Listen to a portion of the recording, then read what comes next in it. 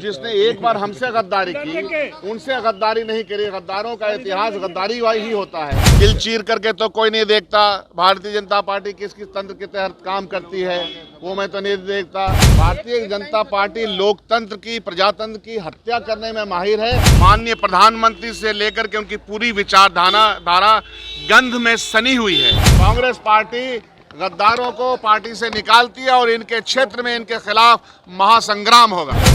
कि भारतीय जनता पार्टी जो खुद को बहुत ही प्रिंसिपल्ड कहा करती है, उनका तमाम तंत्र गद्दारों को, जिसने एक बार हमसे गद्दारी की उनसे गद्दारी नहीं करी। गद्दारों का इतिहास गद्दारी वाही ही होता है, तो वो उनके साथ नहीं करे ऐसा नहीं मानता।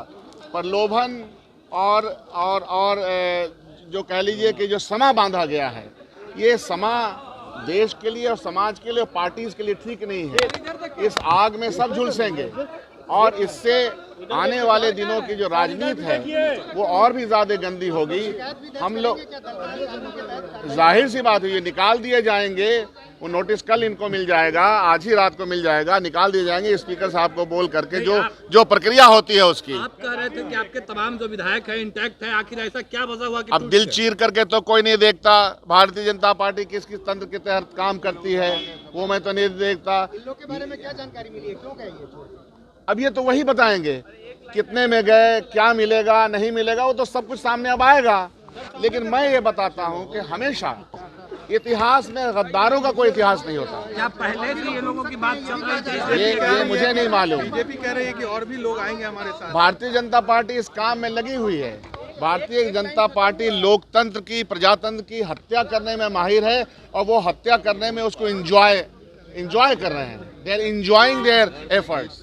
अब ऐसी पार्टी समाज के सामने कौन सा आदर्श पेश कर रही है, वो आप और हमारे सामने है। जो लोग, जो पार्टी हमेशा ये बात कहती रही है कि हम तो एक सुचेता की बात करते हैं, सुचेता की पार्टी है, हम प्रिंसिपल्ड बात करते हैं, तो टॉप टू बॉटम माननीय प्रधानमंत्री से लेकर के उनकी पूरी विचारधारा गंध में सनी हुई है। और जयचंद और मीर जाफर जैसे लोग आज भी हैं जो अन्न कहीं का खाते हैं और गुणगान कहीं करते हैं। समाज और जनता देख रही है।